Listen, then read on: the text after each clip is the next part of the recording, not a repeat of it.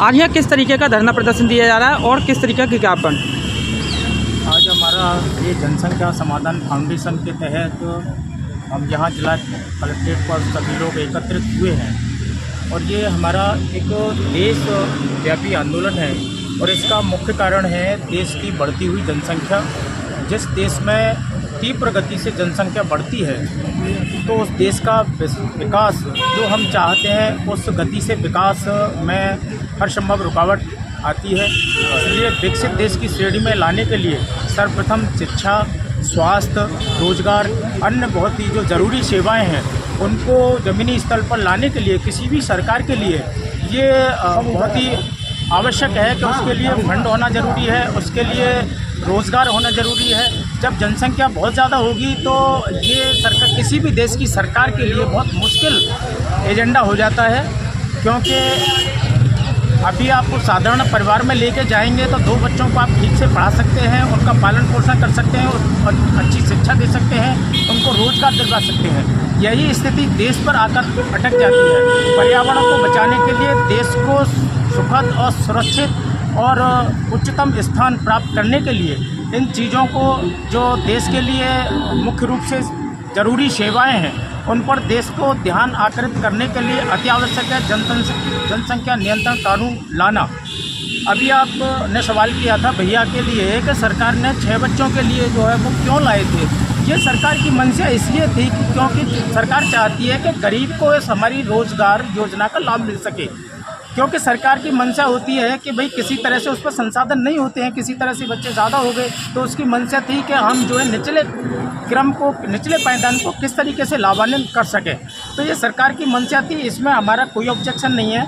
हमारा ऑब्जेक्शन है तो पूरे देश को लेकर है, क्योंकि किसी भी देश की अर्थव्यवस्था को सुनिश्चित करने के लिए जैसे अन्य विकसित देश हैं, अगर उनको देखा जाए तो उनकी जो जनसंख्या हमारे उत्तर प्रदेश के बराबर भी नहीं है, वो विकासशील देशों की श्रेणी में है।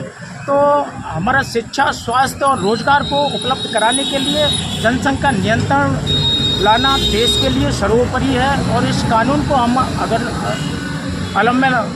अमल में लाएंगे तो उसके लिए हमारा कोई भी सरकार के लिए देश की जनता का सहयोग अत्यावश्यक होता है, किसी भी सरकार को ऊंचा उठाने के लिए और उसको निर्माण कार्यों में सहयोग करने के लिए।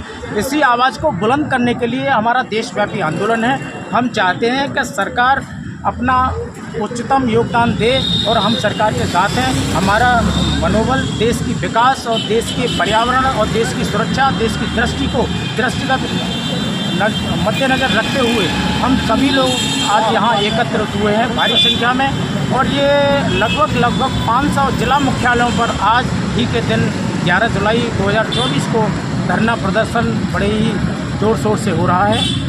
तो हमारा यही उद्देश्य है सबका यहाँ कि ये जनसंख्या कानून मुख्य रूप से लागू होना चाहिए। जय हिंद, जय भारत। आम जन को संदेश देना चाहेंगे कि आम जन अपनी सुरक्षा, देखिए किसी भी आम जन को अच्छा पढ़ने लिखने के लिए, अच्छा रोज़गार प्राप्त करने के लिए, अच्छी सुविधाएं, अच्छा संसाधन, स्वयं को खुशहाल ज़िंदगी जीने के लिए उन्हें स्वयं जागृत होना पड़ेगा। क्योंकि देखिए कीड़े मकोड़े बहुतायत में पैदा हुआ करते हैं, लेकिन हम लोग बुद्धिजीवी हैं। ईश्वर ने हमें दिमाग दिया है, क्योंकि दुनिया की सारी चीज़ें अगर पैदा की हैं तो इंसान ने पैदा की हैं।